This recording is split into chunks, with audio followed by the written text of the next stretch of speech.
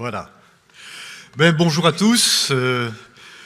À l'occasion du 50e anniversaire de la première greffe rénale au CHU de Liège, on m'a demandé de vous retracer un petit peu l'historique de la transplantation. Et vous verrez, c'est un historique qui, dans la mythologie, remonte assez loin, mais dans les faits, est relativement récent. Et comme vous voyez, pour reprendre une phrase d'Antoine Prost, on a assez coutume d'essayer d'expliquer le passé en réalisant des analogies sur le présent, mais ce qui est surtout instructif, c'est que c'est le passé lui-même qui va nourrir à son tour l'explication du présent. Et vous verrez à travers quelques épisodes de la transplantation que c'est particulièrement vrai dans ce domaine. Alors, je pourrais vous parler pendant des heures et des heures de l'histoire de la transplantation. J'ai essayé d'épingler quelques éléments. Et pour commencer, je vais citer un grand chirurgien français, vous verrez, j'aurai l'occasion de vous en reparler. C'est celui qui est considéré comme un des pionniers de la greffe rénale en Europe. Il s'appelle René Cusse. C'est un pionnier parisien de la transplantation.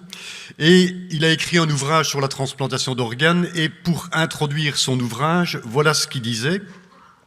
Afin d'assurer la survie d'un être humain, je vais vraiment me battre avec cette souris, assurer la survie d'un être humain grâce au remplacement d'un de ses organes détruits, c'est exactement ce qui nous occupe, par un organe sain, prélevé sur un autre individu mort ou vif, représente certainement l'épopée la plus exaltante de la science médicale de notre siècle, tant comme exploit thérapeutique que par sa signification et ses retombées dans la connaissance de notre univers biologique.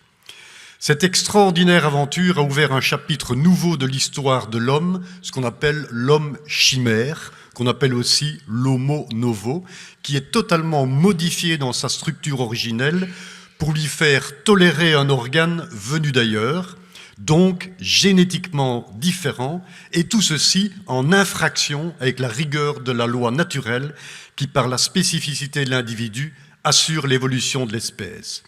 Cette réalisation contre nature représente l'aboutissement d'une longue suite de recherches menées conjointement par des naturalistes, physiologistes, chirurgiens, biologistes, venus d'horizons divers et exploités dans le vaste domaine des sciences de la vie. Voilà ce que disait René Cusse.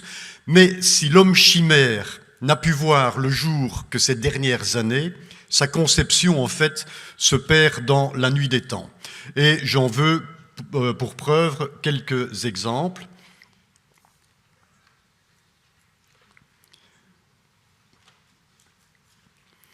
On est dans la mythologie ici, et vous voyez que dans les, s'il veut bien progresser, vous voyez que dans les civilisations les plus anciennes déjà, on avait des structures humanoïdes chimériques, qui préfiguraient en fait la greffe et la transplantation. Vous avez ici le dieu Horus qui avait une tête de faucon, mais Ovide nous a raconté la mésaventure d'Actéon, vous voyez ici, qui s'est vu affublé d'une tête de cerf pour avoir surpris Dianobin. Triste sort. Nous avons aussi le fameux Minotaure à tête de taureau qui avait été enfermé dans le labyrinthe crétois par le roi Minos. Plus près de nous, les nombreuses gargouilles qui ornent les grandes cathédrales gothiques sont aussi des représentations de ces structures chimériques. Nous avons encore Hadès, le gardien des enfers, qui était accompagné de son fidèle Cerbère, le fameux chien à 3 têtes. Donc voilà quelques exemples issus de la mythologie de ces hommes chimériques. Mais dans la grande épopée de la transplantation, ces êtres hybrides, qui sont tout droit sortis de l'imaginaire, assez curieusement, ils ont parfois vu le jour au travers d'expériences surprenantes. Je vous en montre une, comme le chien à 2 têtes de Demikov en 1950. C'est un chirurgien russe qui avait imaginé déjà implanter la tête d'un chien sur un autre chien, et on avait une espèce d'animal hybride, chimérique, et qui a vécu à peu près 21 jours, et vous voyez son schéma de l'époque sur les reconstructions vasculaires. Alors dans l'ère chrétienne aussi, c'est essentiellement dans les miracles au service de la religion qu'on va retrouver clairement exprimés les premières greffes réalisées chez l'homme. Et le premier transplanteur, au sens propre du terme, c'est le Christ lui-même, qui a réalisé la première autogreffe, puisque vous vous souvenez, c'est lui qui a recollé l'oreille du centurion Malchus qui avait été tranché d'un coup d'épée par l'apôtre Pierre. Mais la représentation probablement celle qu'on voit le plus souvent, c'est que la majorité des chirurgiens transplanteurs présentes dans des congrès, c'est celle-ci, vous l'avez probablement reconnue, c'est la fameuse représentation des saints Côme et Damien, qui sont en train de transplanter un membre qu'ils avaient prélevé en fait sur un Éthiopien, chez un patient qui avait une tumeur de la jambe et on avait fait la substitution pendant la nuit. L'Éthiopien était mort, était dans un cimetière et saint Côme et Damien ont été coupés la jambe de l'Éthiopien et retransplantés. Alors, beaucoup d'esprits chagrins disent « oui, mais ça c'est l'imaginaire des chirurgiens transplanteurs ». En fait, saint Côme et Damien ne font que amputer un membre gangréné. Eh bien non, mais je vous passe le détail.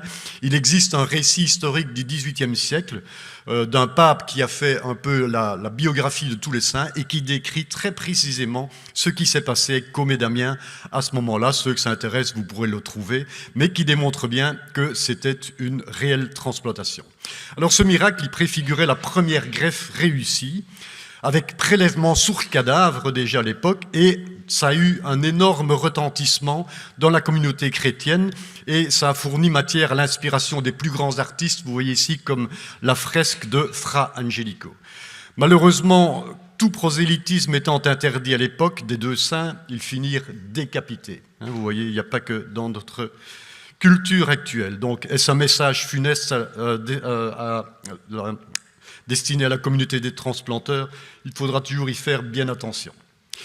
Alors, même si ces miracles faisaient appel à l'intervention divine, c'est à l'imagination géniale de Rabelais qu'on doit en 1532, dans Pantagruel, ceux qui l'ont lu peut-être dans leurs humanités, la première description d'une réimplantation de tête par Panurge.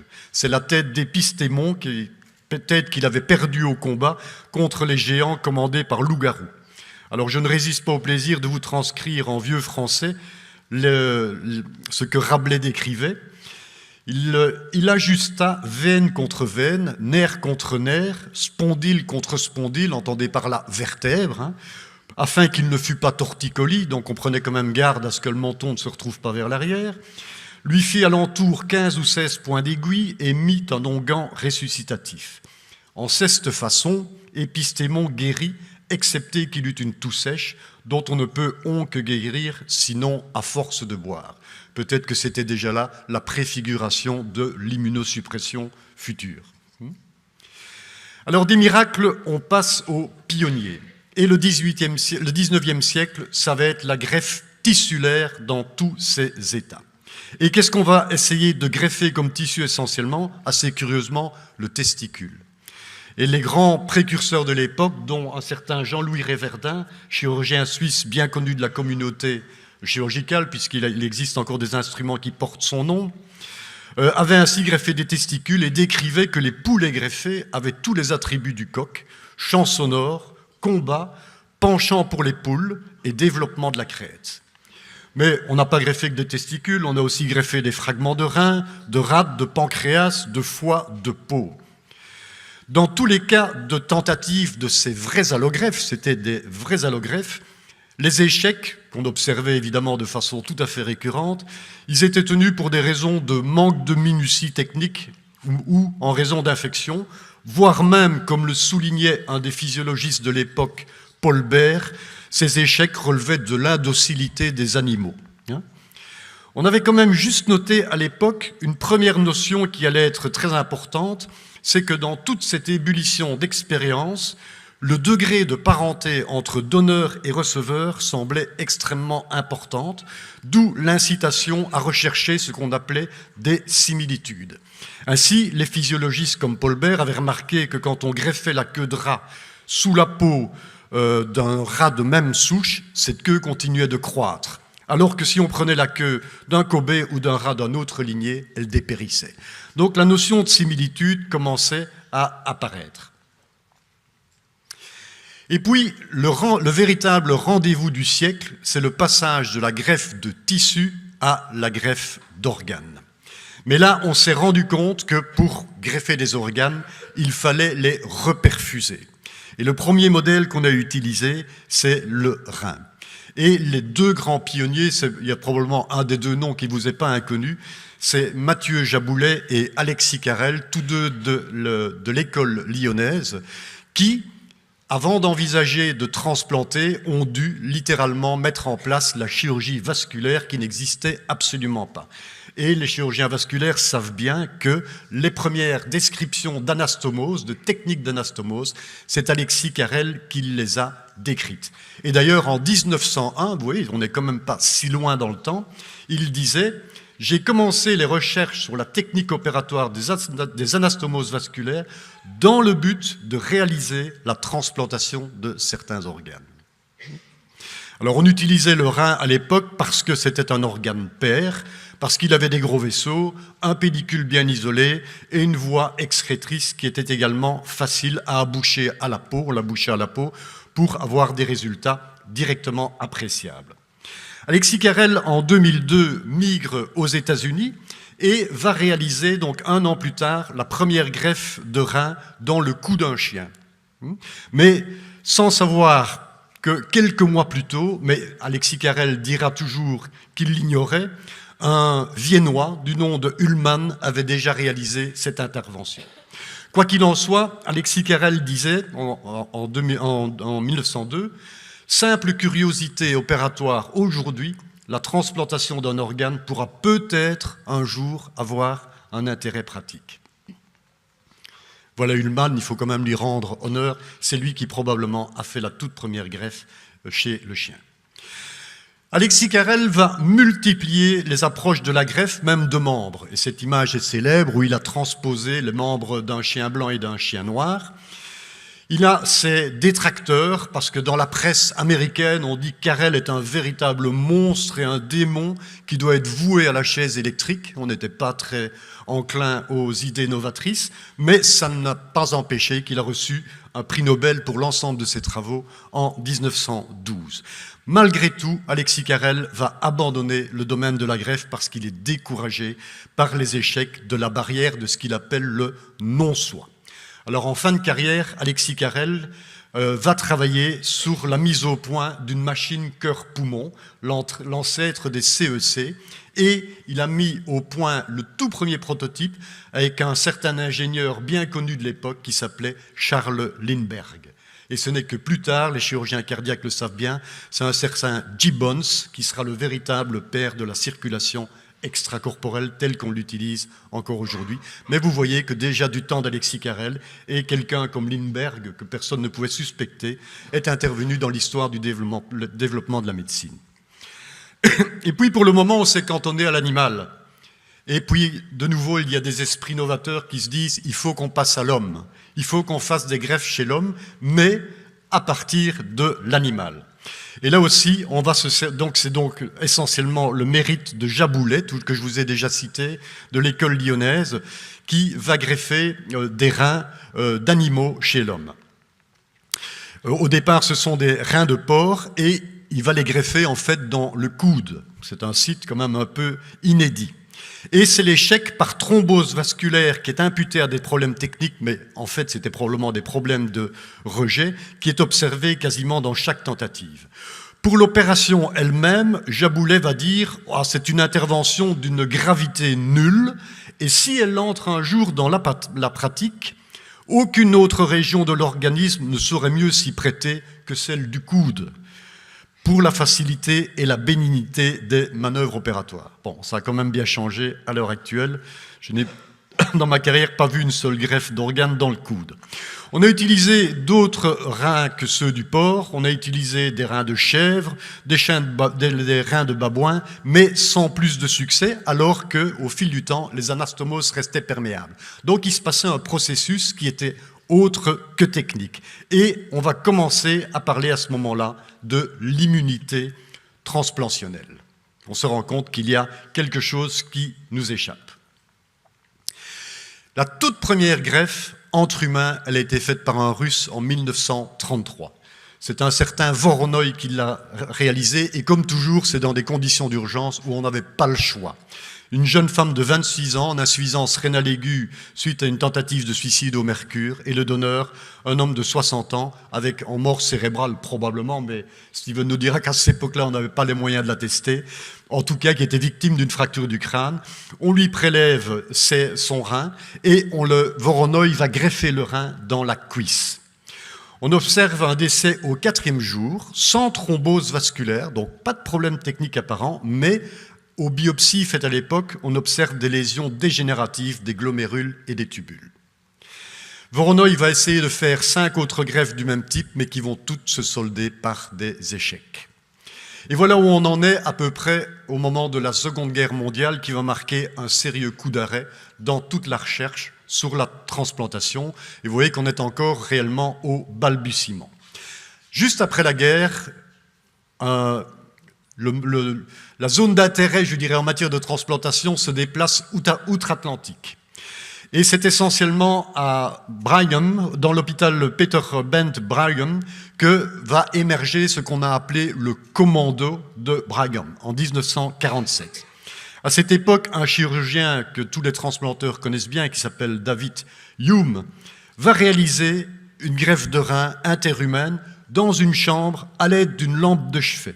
Pourquoi ? Parce que l'accès au bloc opératoire lui est interdit par l'administration, qui est complètement effrayée par l'originalité de la procédure. La receveuse était en fait une jeune femme qui était en insuffisance rénale sur choc septique et sur transfusion incompatible. Un rein prélevé sur un cadavre et il est greffé, comme l'avait fait Jaboulet, sur l'artère humérale au niveau du coude. Il va fonctionner pendant 2 jours et puis il devra être retiré. Mais la patiente va survivre, probablement parce que ses reins propres ont récupéré dans l'intervalle. C'est ce qu'on a appelé à l'époque une greffe béquille, c'est ce qu'on appelle aujourd'hui une greffe auxiliaire qu'on pratique encore, notamment en matière de transplantation hépatique, dans par exemple les intoxications aux amanites phalloïdes.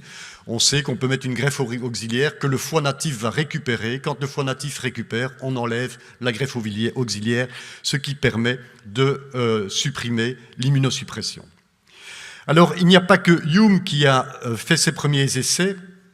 Un autre chirurgien aussi va se lancer dans l'aventure, c'est Lawler, qui lui aussi va réaliser une greffe de rein interhumaine chez une jeune femme avec une polykystose en insuffisance rénale terminale, à partir d'un rein prélevé aussi chez une jeune femme morte d'hémorragie sous rupture de varices œsophagiennes.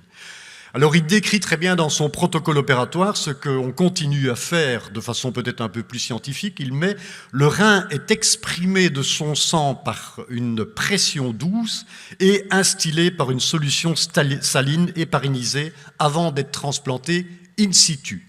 Donc lui, il va le mettre à la place du rein orthotopique. La patiente va survivre 6 mois avant la survenue d'un abcès et le retrait de la greffe.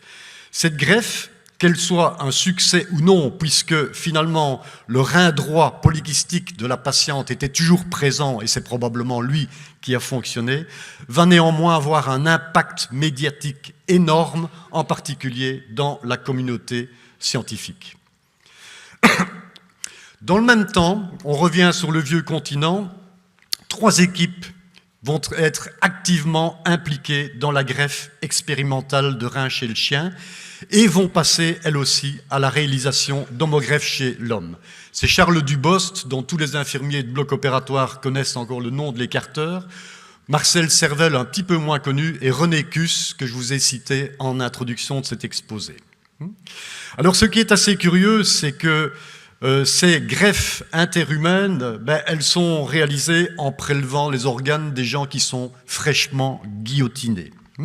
C'est un curieux fait d'histoire quand on sait que la France, entre autres, s'est élevée contre la transplantation en Chine ces derniers temps à partir de condamnés à mort. Alors ce qui est intéressant dans cette histoire parisienne, c'est que c'est Cus qui, le tout premier, a positionné le greffon dans la fosse iliaque droite avec une suture termino-terminale sur l'hypogastrique, technique qu'on utilise encore à l'heure actuelle. Et donc au total, il y eut 8 greffes à Paris en 1951, mais aucun succès.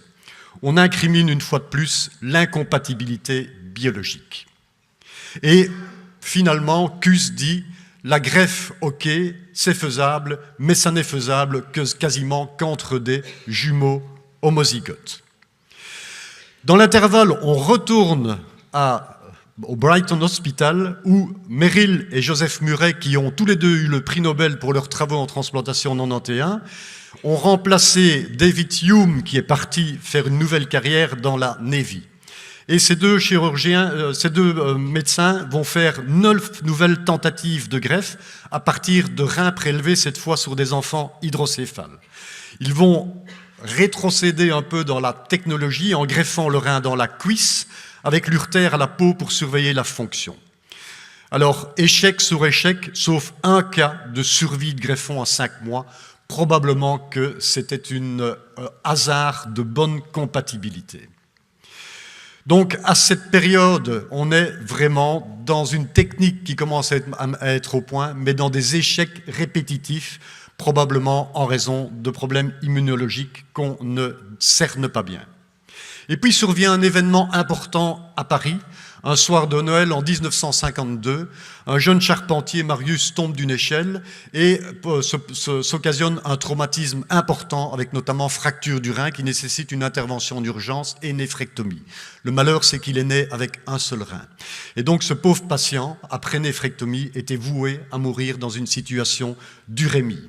C'est à ce moment que sa maman a proposé qu'on prenne un rein et qu'on le greffe à son fils. Et c'est ce qui a été fait le soir de Noël dans, comme diraient les néphrologues de l'époque, avec la technique de Cus, une situation qui était optimale, toutes les meilleures conditions étaient réunies, et nous étions pour la première fois dans le cadre d'une greffe interhumaine, entre donneurs vivants apparentés. Alors, Cus, au terme de... Mais vous voyez, malheureusement, au 21e jour, arrête fonction de nouveau, on est obligé d'enlever le transplant et le jeune homme décède. Et donc c'est un peu le désespoir dans les équipes de transplantation. Et le chirurgien qui a réalisé cette greffe, Cus, souvent on décrit que c'est Hamburger, mais Hamburger est un néphrologue, c'était pas un chirurgien, et Cus est un peu désespéré. Et il dit, dans l'état actuel de nos connaissances, à l'instar des résultats obtenus pour les greffes de peau, seul pourrait être retenu comme terrain rationnel d'une mutation de rein, entendez par là d'une greffe de rein, des jumeaux univitellins parce que de même constitution génétique. Et l'occasion ne s'est pas faite attendre. Vous voyez qu'on passe régulièrement de Boston à Paris et on retourne à Boston. C'est de nouveau à Boston qu'on retourne en 1954. Fort de l'enseignement de Cus, les chirurgiens de Boston captent cette idée de jumeaux univitellins. Et l'occasion se présente. Ils ont 2 jumeaux univitellins, dont un est en insuffisance rénale sur glomérulonéphrite sévère. Ils vont greffer à partir d'un rein prélevé sur le jumeau sain. Et hommage est rendu, 2 ans presque jour pour jour, à l'équipe parisienne en adoptant la technique de transplantation dans la fosse iliaque avec réimplantation de l'urtère dans la vessie. Et c'est un succès immédiat et un succès à très long terme. Après 6 mois, on doit retirer les reins propres du receveur pour problème d'hypertension, mais son greffon fonctionne parfaitement. Et il fonctionne tellement bien que le receveur en épousera son infirmière. Mais ce qui va apparaître chez cette longue durée de survie inattendue de greffon, c'est une récidive de la glomérulopathie initiale. Et là, maintenant qu'on a un peu plus de recul dans la survie des greffons, on se rend compte que, dans certaines circonstances, la maladie initiale peut revenir sur le greffon, nouvelle étape qu'il faudra résoudre. Donc un vrai succès, et à ce moment-là, vont se succéder toute une série de greffes, mais entre jumeaux monozygotes. Malheureusement, comme vous le savez, tout le monde n'a pas son jumeau monozygote. Et il fallait, par belle ou par laide, forcer la nature. Alors comment pouvait-on forcer la nature? Pour ça, il fallait comprendre les mécanismes du rejet. Et c'est probablement là une des avancées les plus déterminantes dans l'histoire de la transplantation. Et un nom domine, c'est Peter Medawar, qui a eu un prix Nobel en 1960. Vous voyez quand même pas mal de prix Nobel qui ont été distribués dans le domaine de la transplantation. Et Medawar a commencé à comprendre quelle était la problématique de la réaction naturelle de défense de l'organisme contre l'introduction d'un corps étranger. Et il a décrit qu'en faisant une greffe de peau d'un rat A à un rat B, cette greffe était rejetée à peu près après 14 jours, ce qui est le délai à peu près pour mettre en branle une réaction immunologique. Mais si on regreffait une deuxième fois ce rat B par une greffe de peau du rat A, elle était rejetée en 7 jours, comme si on avait induit une espèce de mémoire immunologique contre l'agresseur. Et c'est là qu'on va commencer à comprendre le rôle des lymphocytes cytotoxiques et de l'immunité cellulaire. C'était un énorme pas dans la compréhension de ce qui se passait. Un peu plus après, on s'est dit, puisque l'immunité est fortement impliquée dans la pathogénie du rejet, les recherches vont se focaliser alors sur l'identification des antigènes qui stimulent le rejet. Et là aussi, encore un prix Nobel attribué en 1980 à Jean Dosset. Pourquoi ? Parce que c'est Jean Dosset qui a mis en évidence le complexe majeur d'histocompatibilité et les fameux groupes HLA. Et il a travaillé ensuite de concert avec John Van Rode, qui était le fondateur d'Eurotransplant, et ce qui a permis de colliger tous les futurs patients receveurs sur une liste unique avec comme caractéristique leur carte d'identité immunitaire sous forme, entre autres, des groupes HLA. Vous voyez que nous sommes dans les années encore fin du siècle passé. Mais ce n'est pas le tout. On commence à comprendre quel est le substratum de la réaction immune, mais comment peut-on la contrer, cette réaction immune? Et les premiers essais vont faire appel à l'irradiation totale. Et on fait ces premiers essais sur des chiens. Donc le but, ça consistait à détruire les cellules sanguines de la moelle osseuse et du tissu lymphoïde responsable du rejet. Et puis on allait pratiquer une greffe de moelle destinée à donner naissance à des lignées cellulaires qui puissent reconnaître l'organe greffé comme propre et non plus comme un étranger. On se trouvait donc ici face à une véritable chimère hématologique. Alors chez l'homme, on a utilisé des doses assez importantes de l'ordre de 600 rad, ce qui sont des doses quasiment létales. Ce qui fait que lors des premiers essais de nouveau à Boston, en 1958, on concluait, après ces tentatives d'immunosuppression, que la greffe avait réussi, puisqu'à la biopsie, il n'y avait aucun signe de rejet, mais que la patiente était morte, malheureusement par hémorragie sur déplétion plaquettaire résultant de l'irradiation. Vous voyez, nous sommes toujours dans les balbutiements. On repasse à Paris, de nouveau, avec de nouveau l'équipe d'Hamburger, de CUS, qui vont commencer, sur base de cette irradiation, mais à des doses cette fois-ci beaucoup moins élevées, 2 fois 250 rats, commencer à essayer de faire des greffes chez des faux jumeaux. Et ils vont avoir un certain nombre de succès, puisque vous voyez, certains de ces greffes de l'époque ont eu des survies respectives de 20 et 26 ans. Mais la problématique, c'est que, et notamment soulignée par Medawar, donc qui a beaucoup étudié la problématique du rejet cellulaire, Medawar concluait que c'est probable quelques survies à long terme étaient en fait dues à un chimérisme. Qu'est-ce qu'il entendait par là? Qu'entre faux jumeaux, dans la vie, au moment il y avait probablement eu un passage et des échanges fétals de fœtus transplacentaires qui avaient créé une relative tolérance. Et donc, il fallait relativiser ces quelques succès. Donc, nous en sommes toujours à la greffe, technique mise au point, seule immunosuppression, l'irradiation. Et puis, on retrouve CUS qui va, en 1960, aller encore un peu plus loin et réaliser les premières transplantations hors gémellarité, hors des jumeaux monozygotes, hors des faux jumeaux. Et pour ce faire, il va recourir lui aussi à l'irradiation fragmentée, 400 rats plus 200 rats, mais il va en plus traiter les patients par corticothérapie pour protéger le greffon contre la réponse immunitaire.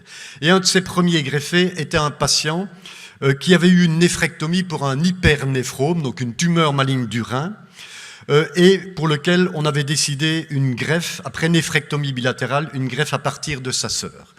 Et est advenu ce à quoi il fallait s'attendre, un succès temporaire de la greffe, puis le décès du patient au 4e mois de métastase sur son hypernéphrome. Mais de cette expérience de CUS, il y a eu 2 enseignements majeurs. Le premier enseignement, c'est que probablement la corticothérapie allait avoir une place déterminante dans l'arsenal d'immunosuppression. Et le deuxième enseignement, c'est que cancer et transplantation et immunosuppression font vraiment mauvais ménage. Autre élément, CUS va continuer dans ses greffes hors gémellarité. Tu me dis combien de temps? Ok. CUS va continuer dans cette voie de greffe, je dirais, entre personnes non apparentées, en introduisant une molécule supplémentaire qu'on appelle la 6-mercaptopurine, qui avait été mise au point par Roy Keln à Cambridge et qui s'était révélée chez l'animal très immunosuppressive. On se retrouve donc maintenant avec deux médications efficaces, relativement efficaces pour l'immunosuppression, et on peut se permettre de laisser tomber l'irradiation. Donc pendant 20 ans, on va greffer avec plus ou moins de succès avec ces deux médicaments, l'azatioprine et les stéroïdes. Mais pendant ce temps-là, il y a d'autres événements qui vont survenir. C'est d'une part l'avènement de la dialyse et l'amélioration de la dialyse. Vous voyez ici les premières machines de dialyse, ça ne ressemble plus à grand-chose de ce que vous avez dans les unités, mais c'était déterminant parce que ça permettait aux patients en insuffisance rénale terminale d'attendre d'avoir une greffe ou aux échecs de transplantation d'être repris sur une liste de transplantation. Autre élément déterminant, c'est le développement du prélèvement cadavérique et le concept du coma dépassé. Et ça, c'est essentiellement dans l'école de l'UCL, de Guy Alexandre et Morel qui ont développé ce concept qui a provoqué quand même pas mal de débats éthiques. L'apparition du sérum antilymphocytaire, les techniques de conservation du greffon telles qu'on les retrouve encore à l'heure actuelle, par machine de perfusion ou par solution bien adaptée. Et on a aussi décrit à l'époque l'effet transfusionnel. On constatait, et moi j'ai encore connu cette période, que plus on transfusait les gens en pré-greffe, plus on avait des chances d'avoir une tolérance du greffon par un mécanisme qui reste encore relativement hypothétique. Et puis en 1970, là c'est vraiment la grande révolution, et comme toujours, tout à fait par hasard, des échantillons de sol de Norvège, de Hardanger en Norvège, sont amenés à Bâle au laboratoire de micrologie de Sandoz pour produire un nouvel antibiotique. Et ce champignon s'est révélé produire une série de peptides cycliques qui s'avéraient extrêmement puissants pour inhiber la production de lymphokines, plus particulièrement l'interleukine 2, qui stimule la production de lymphocytes cytotoxiques. La cyclosporine était née, et à partir de là, on pouvait entrevoir la réalisation de toutes les autres greffes. Alors, donc c'est à Borel qu'on doit essentiellement cette découverte. Je vous passerai mes dernières dias, je m'arrêterai simplement pour vénérer les quelques autres pionniers de la greffe autres que celle rénale. Les pionniers de la greffe de foie, c'est évidemment Thomas Starzl, et qui probablement aura lui aussi un prix Nobel dans les prochaines années, mais lui aussi, après un premier échec de sa toute première transplantation, s'est fait virer de son université, a été accueilli dans une université américaine un peu secondaire qui ne l'est plus maintenant à Denver, et c'est à partir de là qu'il a développé tout son programme de greffe de foie. En Europe, c'est essentiellement Roy Keln qui a développé toute la transplantation hépatique, et Rudolf Pichelmeier à Hanovre, transplanteur de renom et qui s'est malheureusement stupidement noyé sur une plage d'Acapulco. Enfin, il n'y a pas de saute mort, même pour un transplanteur. Les pionniers de la greffe de pancréas, un duo un peu explosif à Minneapolis, que sont Najarian et Sutherland, et notre collègue Jean-Paul Skiflet a passé 2 ans avec eux, et en Europe, Max Dubernard à Lyon, qui fut le premier à greffer des pancréas. Les pionniers de la greffe de cœur, ça c'est peut-être intéressant que je vous donne pendant les 2-3 dernières minutes qui me restent, l'historique un peu de la greffe de cœur. La première greffe de cœur, comme vous le savez, a été rapportée par Christian Barnard le 3 décembre 1967, et il a rapporté ça dans un journal médical sud-africain avec l'interjection « Mon Dieu, ça marche ». C'est ce qu'il a dit au moment où on a relancé le cœur du greffé. Et cette greffe avait été réalisée sur un épicier de 54 ans, Louis Wachanski, pour ceux de la génération, de l'ancienne génération, on s'en souvient encore. Au départ du cœur d'une donneuse, Denise Darval, 25 ans, décédée d'un traumatisme de la route. Et ça va provoquer une effervescence médiatique sans précédent. Et cette effervescence n'est pas étrangère à la personnalité du chirurgien. Car depuis environ 1 an, la greffe de cœur était annoncée un peu partout. Plusieurs équipes s'y étaient préparées. Mais pour la communauté des initiés, la surprise fut surtout géographique. On ne s'attendait pas du tout à ce que ce soit réalisé à Cape Town. On s'attendait à ce que ce soit réalisé à des milliers de kilomètres de là, à Stanford, en Californie. Mais en raison de la lenteur d'un approval par l'administration, cette équipe de Californie s'est fait damer le pion par Barnard. Alors, comment en est-on arrivé là?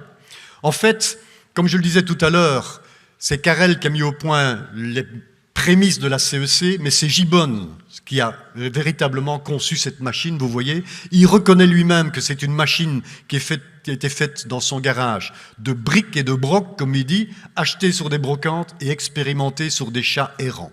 Mais ça fonctionnait depuis 1954, de sorte que la circulation extracorporelle a vu le jour à Boston, avant d'être perfectionnée à Minneapolis, et que les interventions à cœur ouvert se sont multipliées partout depuis 1955. Donc la chirurgie à cœur ouvert, ça fonctionnait. Et c'est dans ce contexte qu'à Minneapolis va se former un groupe de résidents et de fellows qui n'ont qu'une ambition, faire de la greffe cardiaque.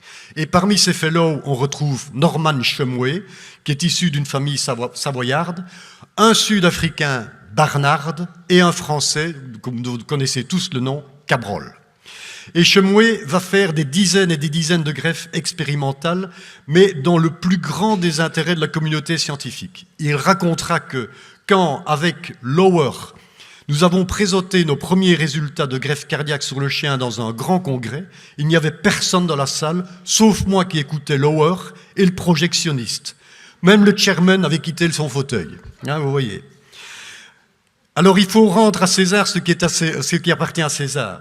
J'ai mis ici la photo de James Hardy. C'est lui, en fait, qui a fait la toute première greffe cardiaque. Et là aussi, je terminerai par ça, en vous relatant ce qui s'est passé. En janvier 1964, donc 3 ans avant Barnard, il se préparait aussi à la greffe cardiaque. L'occasion semblait se présenter. Un homme de 68 ans était au bout du rouleau, en décompensation cardiaque. Dans une chambre voisine, un jeune homme se meurt victime d'une encéphalite. La famille accepte le prélèvement du cœur de l'agonisant dès le décès constaté. Le patient insuffisant cardiaque est de plus en plus mal. Le décès paraît imminent. Quant au donneur potentiel, sa mort ne semble pas survenir assez rapidement. Que faire? Il reste 2 chimpanzés dans l'animalerie. À 19h30, le patient est sous bypass cardio-pulmonaire. Le cœur est arrêté. La discussion est âpre au sein de l'équipe. À 21h, on décide de greffer le cœur du chimpanzé. À 21h, la greffe est finie. Le cœur bat, la pression artérielle est de 90 mm de mercure, la fréquence est à 100. À 23h, le cœur décompense.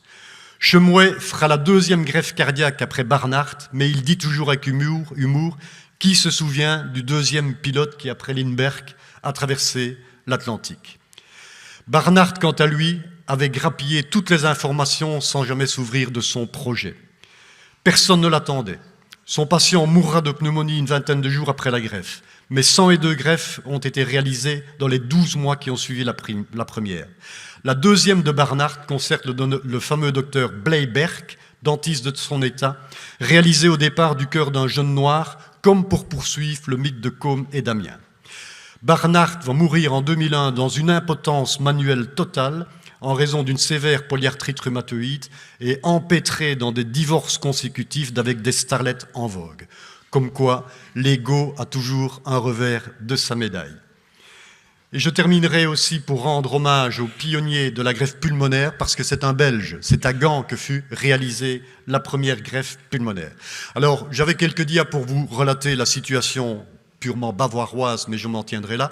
Je veux simplement rendre honneur au pionnier liégeois qui était le professeur Lejeune, qui était un véritable visionnaire dans le domaine, qui a senti à l'époque qu'il y avait une voie d'avenir, qui a invité Medawar 2 ans après la première greffe et qui ont tenu un congrès sur l'immunité de transplantation et en 1965 a réalisé la première greffe rénale et lancé véritablement tout le programme de transplantation du CHU de Liège. Voilà, je vous remercie de votre attention.